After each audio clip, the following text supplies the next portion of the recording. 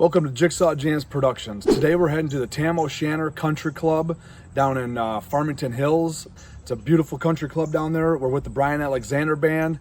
We personally haven't been there with them doing Sounder Lights, but the band's played there many times. So we're excited to show up there. This is not a wedding. The country club is throwing a private party for all their members there, so it should be a pretty relaxed environment, good time. So we'll capture some footage of the setup and teardown and what the place looks like and all the fun stuff in between. So stay tuned, guys. I appreciate you tuning in. Thank you. Could be us.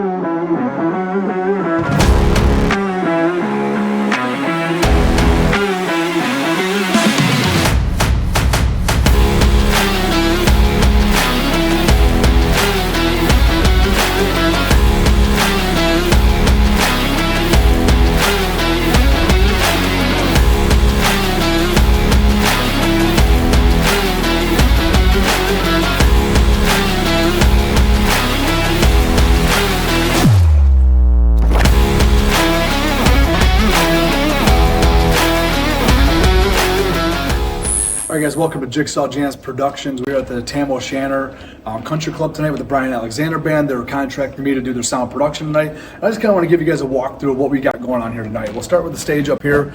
We've got 1, 2, 3, 4, 5 vocal mics. We're running all Shure vocal mics here. I've got those on wireless stands. We've got a nice rack over here that's all those wireless mics are being connected over here. Then we do have the wireless antennas up there for just make sure that we don't have any dropouts, so we have good range and all that good stuff with the microphones. We've got 2 monitor wedges on the stage here that'll kind of side wash the stage. And all of this is going into personal in-ear mixes as well. So we've got a lot of in-ear mixes going on here. Because of the stage and the layout here, we decided to shove the drums over here. Back here we got our guitar player. We're gonna have bass over here. We got our keyboard, this is a synth and keyboard player here. And this gentleman here talks into this microphone. It does not come through the main PA system. But he's kind of the music director here, so he's gonna direct all the changeovers from song to song. So he talks in this microphone and it goes in the in-ears, so the singers know what's coming next and they know what's being queued up. So he communicates with the singers through that microphone. This is an excellent PA system that's old school. So there's a little bit of history to go with these things. These are the EV Eliminator 1As, a 70s speaker style. I've had these things for probably close to 35 years. I've rebuilt them a few times. I've recoded them, make them look nice. And then I got the EV SX 300s on top.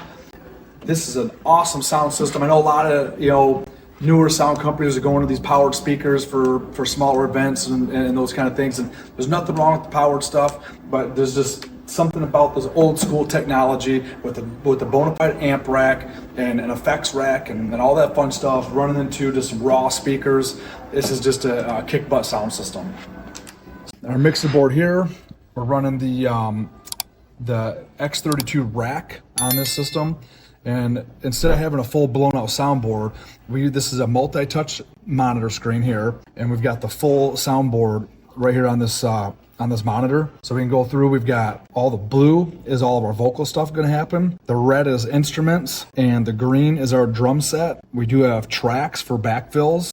Tonight we're not doing congos, but they do have some congos that come in once in a while. Mo is the guy that does the communication with the band. We got a few available channels, and then I just have some DJ tracks for in between breaks and stuff like that that'll happen. So that's our whole lineup that's going on here, and each channel strip has got, you know, different tweaks and stuff with effects and different dynamics behind the channels that's happening. This is our in-ear section over here. So we've got Nikki has got her own mix. We got Jenny has got her own mix. Brent, Julie, C3, drums, all that is a separate mix. We do have an AV out. So we have a speaker out on the patio that we're going to be feeding, and we can choose what we want to throw into that speaker for the evening so they can hear some stuff on the patio as well. Our back line is going to be on one mix, but we have 4 of the band members is going to be sharing this mix on just some hardwired in-ears. And then we've got our side fills, which are our monitors down here. Depends on what we do. It's labeled side fills because sometimes I'll put them on poles and actually use them as side fills. Today they're just monitors. They're not separate mixes. We're running both of them on one mix. So this is our mix that we're running through the monitors here. But that just kind of goes to show you the whole board layout. It's real simple. I can go in here and adjust faders as easy as that. I could go into the dynamics of whatever I want to do with the channels. It's all touchscreen. I can very easily, manipulate, EQ curves and different things with this. So I have a lot of power to all the channels coming and going in and out of this board right here at my fingertips. And then for wireless control, we're using our iPad. We have an extended router sitting out here on the speaker, so I can walk around this building and mix this thing wirelessly as the night is playing. It's all being fed off a really nice Lenovo Legion computer here. So all of the soundboard information's coming through this computer. That's what's feeding this monitor. Then I'm using DJ Serato just for some background tracks. And usually when I'm DJing an event, I'll have some turntables and I run Serato with that. But tonight we don't need the turntables and all that stuff, so we'll just use that just for some background music when there's some downtime. All right, guys, I did want to show you. So from the rack unit, I am feeding an actual digital snake. So I have 32 channel inputs and 16 outputs with this. And because this is all ran Cat 5, I can literally put this anywhere that I want on the stage. It just, this happened to work out as a good spot here. But you guys can see everything going into this board. There's quite a bit of stuff going on. I've got most of the channels filled up. Most of the outputs are being filled up because we have a lot of in-ear mixes, and there's a lot of stuff coming into this board for this band. So, but I want, this is a Gator case. This is a really nice, it's made by Art. Furman makes another good one too, but honestly, this is a little bit better price, and it was, in my opinion, it's built just as heavy duty and just as nice. It's got the pull-out lights on it. It has a dimmer here for the lights as well.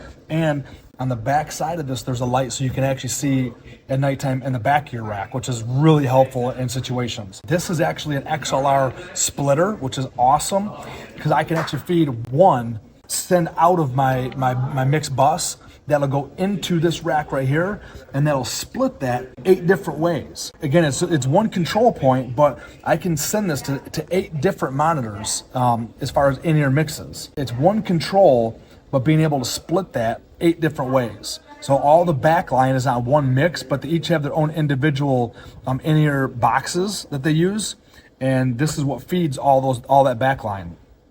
So it's very nice, and then these have their own gain controls on them, so you can adjust and boost a little bit if they need a little extra. So this does have its own built-in preamps as well. So it's a nice little setup here. So this is how I do my stage snake box, and if you guys got any questions, let me know. Thanks.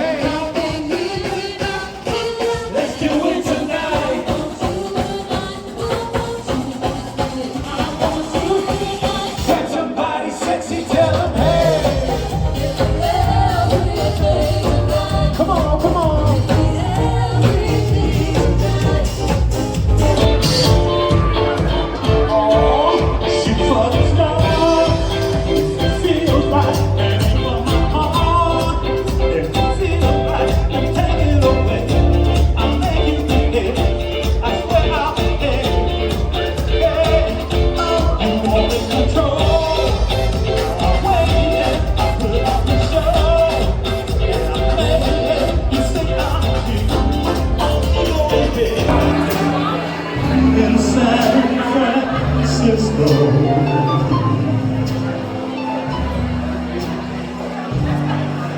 I'm hugging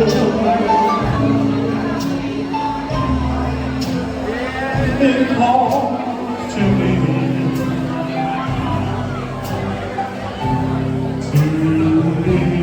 where little pale heart